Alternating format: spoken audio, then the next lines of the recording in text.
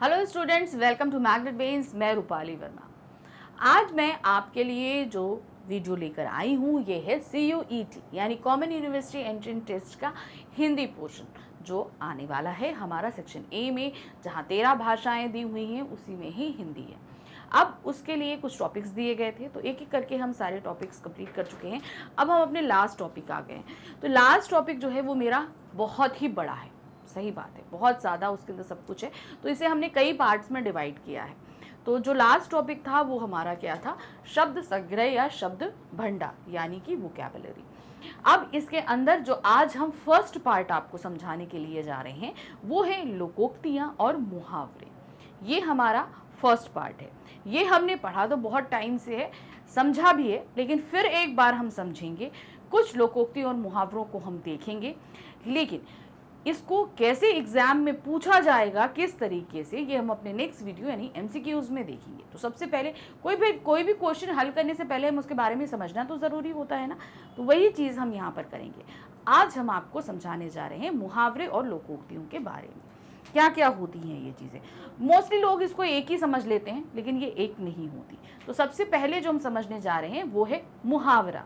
ये क्या, कहाँ से उत्पत्ति हुई उसकी, और ये क्या चीज़ है ये समझेंगे। क्या है, हिंदी में मुहावरा शब्द की उत्पत्ति अरबी भाषा के मुहावरह शब्द से हुई है। मुहावरह शब्द का अर्थ होता है अभ्यास करना, अर्थात हमें किसी चीज़ की प्रैक्टिस करना। इसी प्रकार हिंदी में मुहावरा अर्थ बातचीत, बोलचाल या अभ्यास है, यानी कि हम कहीं ना कहीं पूरे दिन में बहुत सारी चीज़ें जो हैं मुहावरों के रूप में बोलते रहते हैं। कोई गलत कर दो तो मम्मा ने आंख दिखा दिया, तो आंख दिखाने का मतलब क्या है, मम्मा धमका रही है तुमको कि तुम अब मान जाओ, नहीं तो इसके आगे पिटाई पड़ जाएगी। तो अब ये आंख दिखाना क्या है, एक मुहावरा है, ठीक है। तो ऐसे बहुत सारे होते हैं मुहावरे। तो यहाँ पे जो भाषाई अभिव्यक्ति में विलक्षण और लाक्षणिक अर्थ में प्रयोग किया जाता है। अब यहाँ तो मैंने बोले कि मम्मी तुमको धमका रही है, तो यहाँ पर हम क्या है, उसे वो अपनी उस बात को हम लक्षण के तौर पर मुहावरे में व्यक्त करते हैं। जैसे हम यहाँ पर बोलेंगे, हमको क्या कहते हैं, डर लगा, बहुत ज़्यादा डर लगा, तो अब यहाँ पे बोलते हैं कि काटो तो खून नहीं। तो काटो तो खून नहीं का तात्पर्य मतलब बहुत ज़्यादा डर लगा। हम यहाँ पर बोलेंगे काटो तो खून नहीं, तत्पर अर्थात बोलेगा उसकी नसों में खून नहीं है, ये मतलब नहीं हुआ। काटो तो खून नहीं का तात्पर्य यहाँ है कि उस समय मैं बहुत ज़्यादा डर गया था। तो लक्षण के तौर पर हम मुहावरों का इस्तेमाल करते हैं। जो बात हम कहना चाहते हैं सीधा ही उसको ना कहकर उसके लिए हम मुहावरे का इस्तेमाल करते हैं।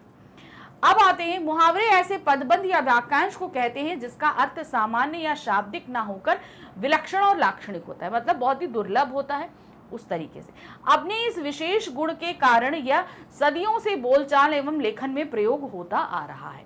अब इसकी इसी क्वालिटी, मतलब हम चाहते हैं कि हम जो भी अपनी लैंग्वेज बोलें थोड़ा अच्छी रहे, प्रभावी रहे, तो उसके लिए हम मुहावरों का इस्तेमाल कर सकते हैं। और इसीलिए ये बहुत समय से हमारी प्रैक्टिस में भी रहे हैं, हम बोलते भी रहे। तो अब यहाँ पर हम कुछ मुहावरे लेकर आए हैं आपके लिए, उनको समझिएगा। क्या दिया है, मुहावरों का अर्थ तथा वाक्य में प्रयोग। अभी तक आपने जैसे पढ़े होंगे, मुहावरे पढ़े, अर्थ पढ़े और वाक्य प्रयोग भी करते आए, अपने अपने तरीके से हम सभी करते आए। तो क्या है, अंगूठा दिखाना। अब यहाँ पे क्या तात्पर्य, अंगूठा दिखाना, तो इसका मतलब है समय पर धोखा देना। अब जैसे यहाँ पर इसको कैसे इस्तेमाल करेंगे, भलाई का तो युग ही नहीं रहा, वर्षों बीत गए उसे 10,000 रुपए दिए हुए, मांगने पर हमेशा अंगूठा दिखा देता है। अर्थात मैंने उसको पैसे उधार दिए, अब जब मुझे ज़रूरत है तो मैं मांग रहा हूँ तो मुझे अंगूठा दिखा दे रहा, मतलब उसका बुरा समय था तो मैंने उसे हेल्प किया, मेरा बुरा समय है तो मेरा ही पैसा वो मुझे वापस नहीं कर रहा, अर्थात समय पर धोखा दे रहा है। नेक्स्ट है, अपने पैरों पर खड़ा होना। भाई सभी अपने पैरों पर खड़े रहते हैं, लेकिन तब भी जो है बड़े बुजुर्ग बोलते हैं भाई अपने पैरों पे खड़े हो जाओ, हम कोई दूसरे के पैरों पे थोड़ी ना खड़े हैं। मगर इसका अर्थ क्या होता है, इसका अर्थ होता है स्वावलंबी बनना। अर्थात हम बोलते हैं अपने पैरों पे खड़ा होना, मम्मी पापा इसलिए बोलते हैं कि भाई कमाओ, पैसा कमाओ और अपने खर्चे खुद उठाओ, ये चीज होती है, तो वो होते हैं स्वावलंबी बनना। तो क्या है, हरित क्रांति के फलस्वरूप भारत खाद्यान्न उत्पादों के संबंध में अपने पैरों पर खड़ा हो गया। यहाँ तक कि अब भारत अनाजों का निर्यात भी करता है। तो हरित क्रांति से पहले हमारे देश की जनसंख्या का भरण पोषण के लिए बाहर से जो है अनाज आयात किया जाता था, लेकिन हरित क्रांति के बाद इतना ज्यादा खाद्यान्न होने लगा कि आज हम उसे निर्यात करते हैं, बाहर देशों में भेजते भी हैं। तो अब हम स्वावलंबी बन गए हैं, मतलब अपने खाने पीने की जरूरतें हम अपने देश में ही पूरी कर लेते हैं। नेक्स्ट है तिल का ताड़ करना या बनाना। तिल का ताड़ करना, अब क्या है, तिल बहुत ही छोटा सा होता है, आप सभी ने देखा होगा। ताड़ मतलब वो ताड़ का पेड़ कितना ऊंचा होता है। तो तिल का ताड़ करना अर्थात बात को तूल देना, अर्थात छोटी सी बात को बहुत अधिक बड़ा बना देना। तो क्या दिया है, दो लोगों की लड़ाई को स्थानीय नेताओं ने अपने लिए जातिगत आधार देकर मामले को तिल का ताड़ बना लिया, यानी कि अपने फायदे के लिए जरा सी बात दो लोगों के बीच थी, उसे बहुत ही बड़ा बना दिया गया। फिर आते हैं पांचों उंगलियां घी में रहना। अब ये पांचों उंगलियां घी में रहना, तो इसका तात्पर्य हमारा क्या हुआ, चारों ओर से लाभ होना, अर्थात हम हर जगह से हमें लाभ प्राप्त हो रहा है, हर जगह से अच्छी खबर, हमें अच्छी चीजें मिल रही हैं। तो क्या है, राजीव के दोनों बेटों को अधिकारी पद तो मिला ही, साथ ही राजीव का रुका हुआ सरकारी पैसा भी मिल गया। अब तो राजीव की पांचों उंगलियां घी में है, मतलब उसकी पांचों उंगलियां जो वो घी के अंदर है, चारों तरफ से उसे फायदा हो रहा है। तूती बोलना, तूती बोलने का तात्पर्य है अधिक प्रभाव होना, मतलब हमारी बातों का हमारे एरिया में या घर में चीजों के ऊपर इफेक्ट पड़ना। तो क्या है, इमरान हमेशा कक्षा में प्रथम आता है, जिससे उसकी कक्षा में तूती बोलती है। वो प्रथम आता है तो सभी उसकी इज्जत करते हैं, उसकी बात मानते हैं, उससे ही वर्क लेना या उससे ही समझना जरूरी समझते हैं। क्यों? क्योंकि वो अच्छा बच्चा है, इसीलिए उसको क्या बोलेंगे, उसकी कक्षा में तूती बोलती है। फिर दांत खट्टे करना, अब इस दांत होते हैं तो हमारे जैसे नींबू खा लो तो खट्टे हो जाते हैं ना, तो यहाँ पर दांत खट्टे करने का तात्पर्य है बुरी तरह हरा देना। किसी भी चीज में हम बुरी तरह किसी को हरा दे तो उसे बोलते हैं दांत खट्टे करना। कई युद्धों में भारत ने पाकिस्तान के दांत खट्टे किए हैं, मतलब हमेशा ही पाकिस्तान को भारत ने हराया है। फिर है दाल ना गलना। अब हम लोग दाल खाते ना, तो होता है ना दाल नहीं गली, अर्थात कोई चाल काम नहीं आई हमारी, मतलब हम कोई हर चाल चलते रहेंगे मगर हमारा कोई काम बने नहीं, तो वो होता है। तो क्या है, रुपया ऐंठने में तुम्हारी यह एक चाल है, जाओ किसी और को बेवकूफ बनाओ, यहाँ तुम्हारी दाल गलने वाली नहीं। मतलब कोई किसी से पैसा चाह रहा था तो उसके लिए उसने चाल बनाई, जैसे बहाना बताया, अरे यार घर में बहुत मुसीबत है, कोई बीमार है दे दो, तो उसने ये चीज बोला कि यहाँ तुम्हारी दाल नहीं गलने वाली, मतलब यहाँ तुम्हारी बात नहीं बनेगी।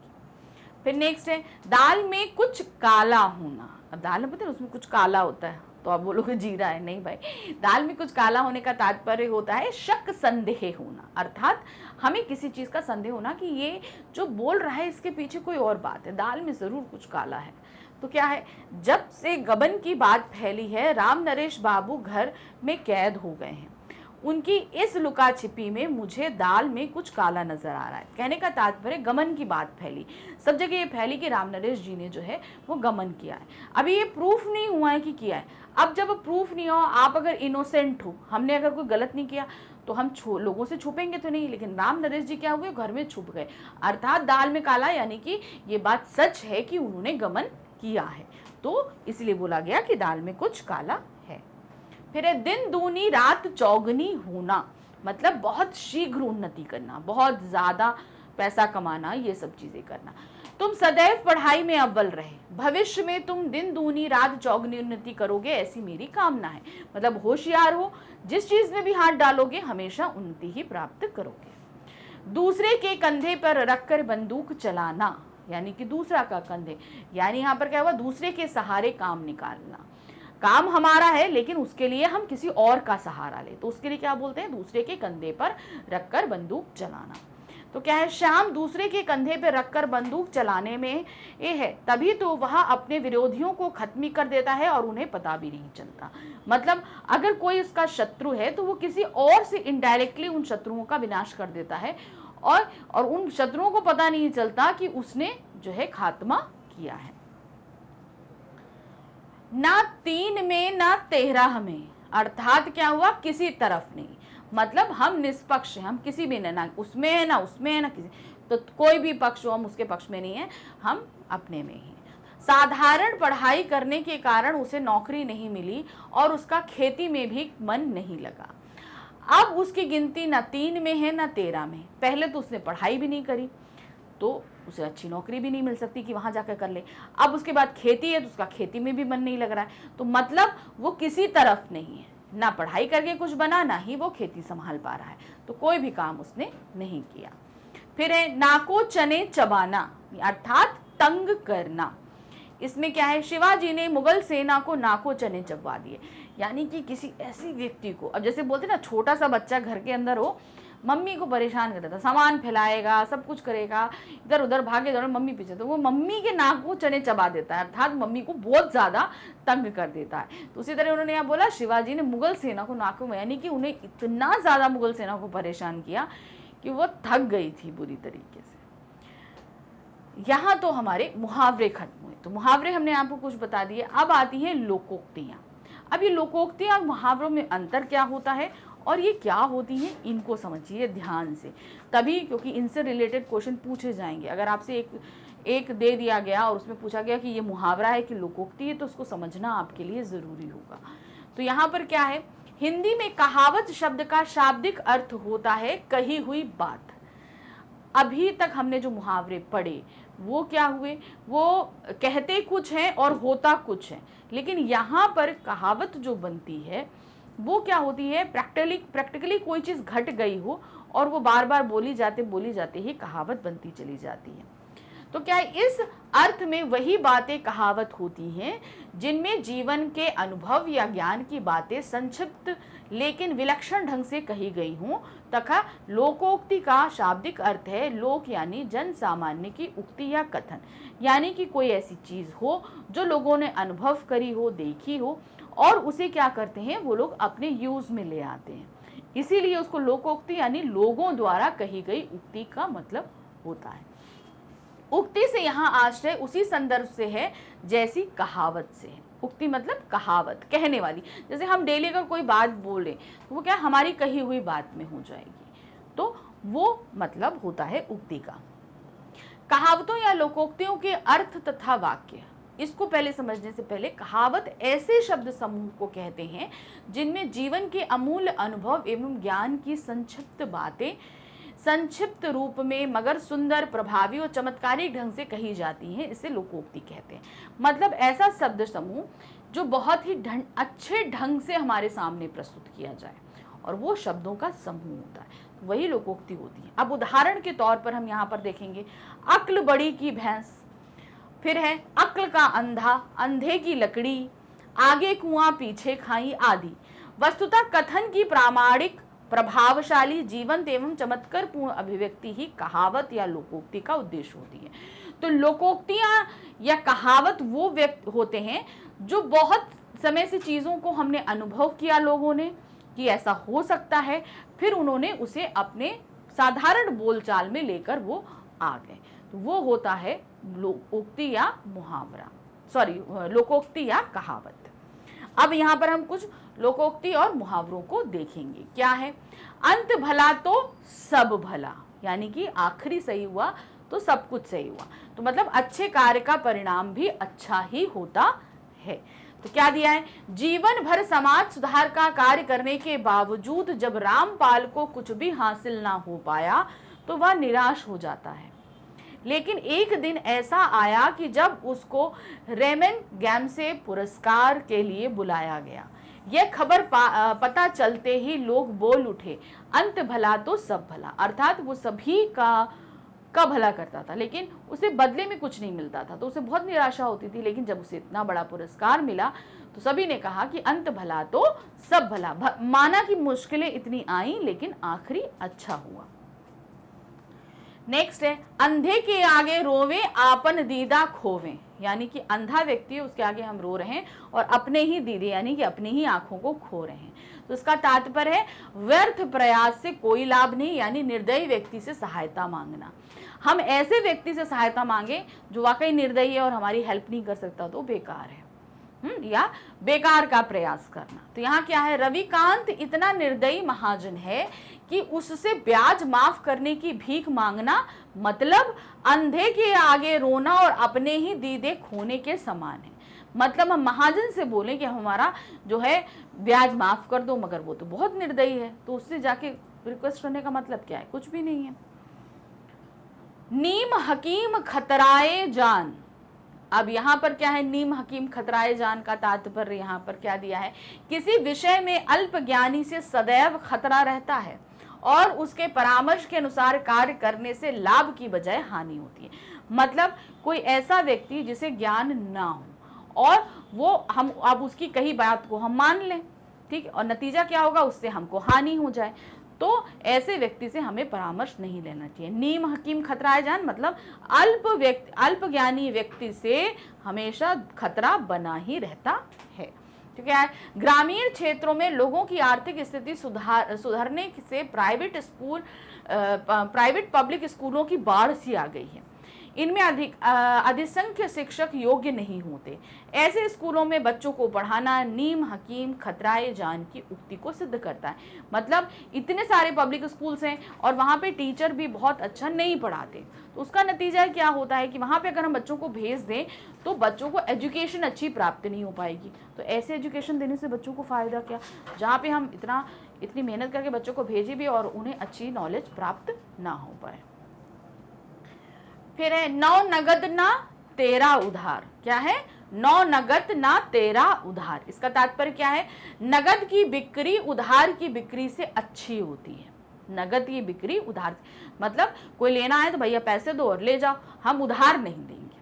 तो वही चीज, पैसे नगद दो तो सामान 50 रुपए की जगह 45 में दूंगा। उधार में यदि तुमने इसे 55 में भी लेना चाहा तो क्षमा चाहूंगा, क्योंकि मैं नौ नगद ना तेरा उधार में विश्वास करता हूँ। मतलब तुम नगद दोगे तो जो जितनी कॉस्ट है उसे 5 रुपए कम कर दूंगा, और अगर तुम 5 रुपए ज्यादा भी दो मगर मैं उधार में तुमको ये सारी चीजें नहीं दूंगा। पढ़े फारसी बेचे तेल, यह देखो कुदरत का खेल। इसका क्या तात्पर्य है, कुशल व्यक्ति होकर भी छोटा काम करना, यानी कि हमारे अंदर बहुत अच्छा टैलेंट है लेकिन हम काम क्या कर रहे हैं, बहुत ही छोटा सा कार्य कर रहे हैं। तो यहाँ क्या है, पढ़े फारसी यानी पारसी पढ़े हुए हैं, अच्छे खासे ज्ञाता हैं और तेल बेच रहे हैं। तो बचपन में जगदीश पढ़ाई में अच्छा रहा था मगर विभिन्न कारणों से अच्छी नौकरी पाने में सफल नहीं हो सका। मजबूरीवश उसे पान की दुकान करनी पड़ी। उसकी इस स्थिति पर यही कहना पड़ेगा कि पढ़े फारसी बेचे तेल, यह देखो कुदरत का खेल। तो यहाँ पर देखिए, हमने बोला था ना कि लोकोक्तियाँ ऐसी होती हैं जो लोगों ने देखी हूँ और वो उन्होंने प्रैक्टिकली चीज़ों को अनुभव किया हो।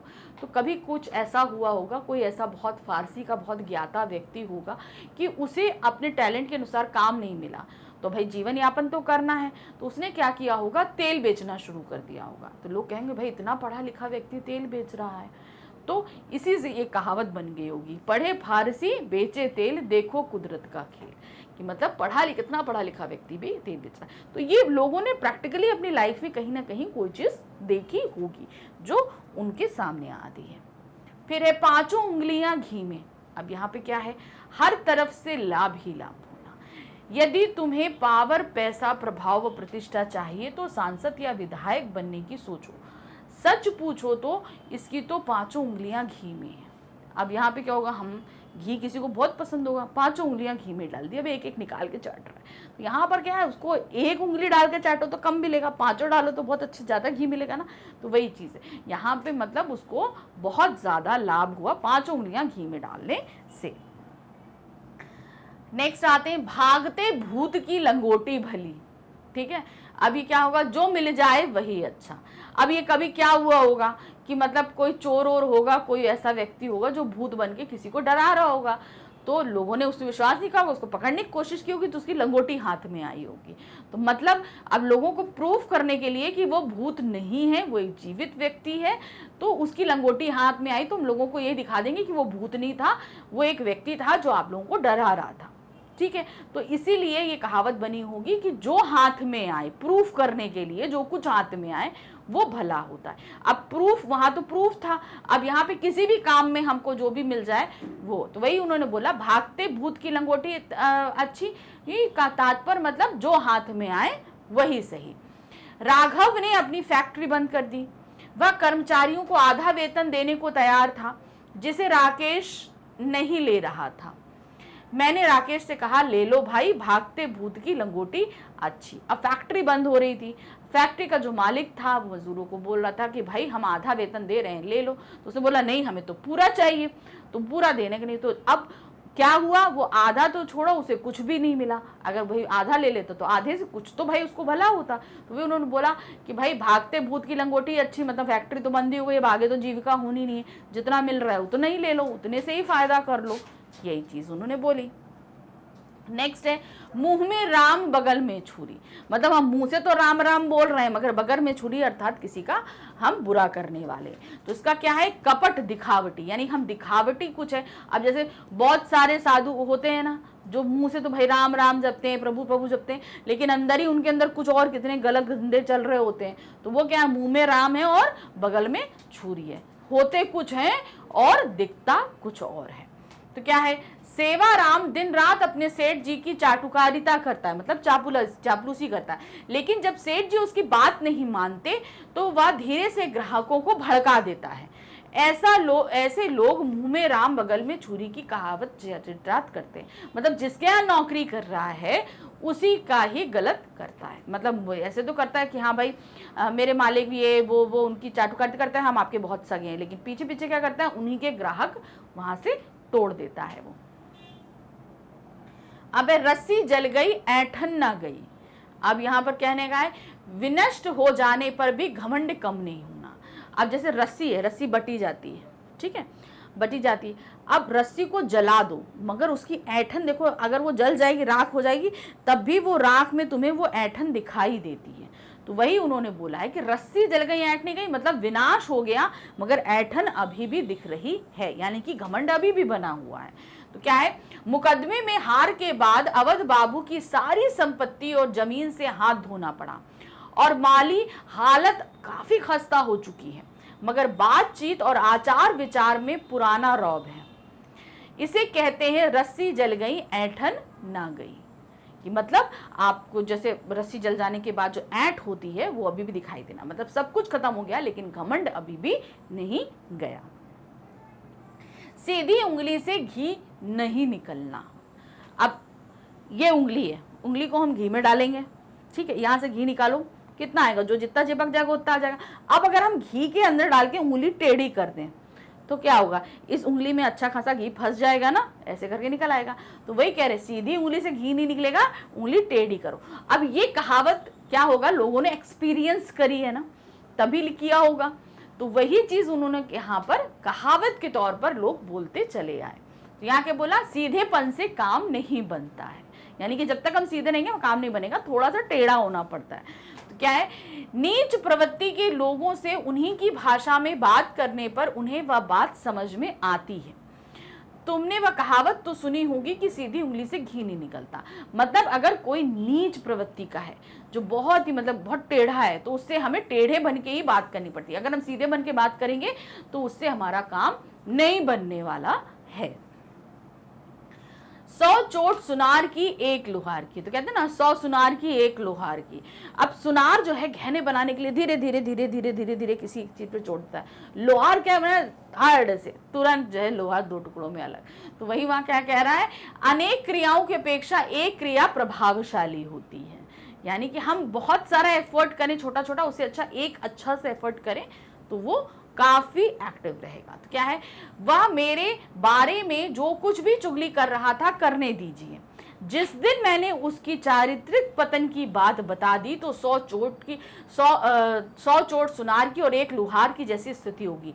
मेरी सारी बिसातें बिछी हुई। तो कहने का तात्पर्य है कि कोई व्यक्ति जो है मेरी बहुत ज्यादा बुराई कर रहा है, पीछे पीछे छोटी छोटी सबसे कर रहा है, और मैं जो बुराई कर रहा है मैं उसकी अच्छी खासी चीजें जानती हूँ लेकिन चुप बैठी हूँ। तो अब मैं क्या करूंगी, ठीक है भैया तुम कर लो। जिस दिन मेरे पास आया मैं तो तुरंत, अगर मैंने तुम्हारी वो गुप्त बात सबके सामने रख दी तो समझ लेना तुम छोटी छोटी बुराई करते रहो, मैं तो तुम्हारी इतनी बड़ा रहस्य निकाल के बाहर रख दूंगी। तो वही होगा 100 सुनार की एक लोहार की, मैं एक ही मारूंगी और तुम्हारा जो है सभी के सामने अच्छी खासी बेइज्जती हो जाएगी। हाथ कंगन को आरसी किया। अब क्या है, कंगन है, हाथ है, तुरंत पहन लो, क्या मतलब है? तो वही कह रहे हैं प्रत्यक्ष प्रमाण के लिए साक्ष्य की आवश्यकता नहीं होती, अर्थात हमारे सामने कोई चीज अभी है, हम देख रहे हैं, तो उसके लिए हमें सबूत की जरूरत नहीं होती, क्योंकि वो तो हमारे आंखों देखी है। तो वही उन्होंने बोला, जैसे हम कहीं फंस जाए कुछ हो, तो बोले हम चीज को बोले कि हम नहीं, हम यहाँ पर थे, तो कहते नहीं तुम झूठ बोलो। तुमने कहा प्रत्यक्ष प्रमाण की जरूरत है, तुम जाओ वहां पता कर लो, है ना, हम तो सच है, हमने कोई झूठ नहीं बोला। तो वही है, विश्वास नहीं होता तो अभी मुझसे गाना गवा के देख लो, हाथ कंगन को आरसी किया। तो किसी ने बोला होगा कि भाई तुम गाना बहुत अच्छा गाते हो, तो हम नहीं विश्वास कर रहे हैं कि तुम गाना अच्छा गाते हो, तो तुमने सीधे क्या बोला, हाथ कंगन को आरसी किया, मैं गाना गा के दिखा देता हूँ, तुम ही डिसाइड कर लो कि मैं अच्छा गाता हूँ कि नहीं गाता हूँ। सिंपल सी चीज है ना, वो डिसाइड करने पर डिपेंड होती है। तो यहाँ पर ये लोकोक्ति और मुहावरों को हमने आपको अच्छे से समझा दिया। हम नेक्स्ट वीडियो में इसके एमसीक्यूज लेकर आएंगे जो आपके क्वेश्चन पेपर में पूछे जाएंगे। अब लोकोक्ति और मुहावरे जो हैं वो बहुत सारे हैं, जहाँ पर भी आपको मिले उनको पढ़ते रहिए, समझते रहिए, बिल्कुल भी कहीं नहीं रुकिएगा। तो जितना आप ज्ञान लेते जाएंगे उतना अच्छा है, एग्जाम में तो पूछा ही जाएगा, साथ में आपका ज्ञान भंडार भी बढ़ता ही चला जाएगा। अब सीयूटी के जितने भी मैं टॉपिक्स पढ़ा रही हूँ ये आपको मिलेंगे कहाँ, इसके लिए आपको आना होगा हमारे चैनल मैग्नेट ब्रेन्स पे। जब आप यहाँ पर आओगे तो आप देखोगे यहाँ पर सीयूटी लिखा है, इसे आप क्लिक करेंगे, क्लिक करते ही सारे सब्जेक्ट्स आपके सामने होंगे। आपको हिंदी सिलेक्ट करना है यहाँ पर, जैसे ही आप सिलेक्ट वॉच नाउ पे क्लिक करेंगे आपके सामने हिंदी की पूरी प्लेलिस्ट आ जाएगी, जितना भी मैंने अभी अब तक आपको पढ़ाया है। जो भी लेक्चर आपको देखना है उसे क्लिक करिए, क्लिक करते ही आपके सामने इस तरीके से वीडियो स्टार्ट हो जाएगा। वीडियो देखिए, अपनी तैयारी अच्छे से कीजिए, क्योंकि एग्जाम आने ही वाले हैं, तो फटाफट प्रिपरेशन स्टार्ट कर दीजिए। लेकिन साथ ही हमारे चैनल को लाइक, सब्सक्राइब, शेयर जरूर कीजिएगा। Thank you for watching, bye bye.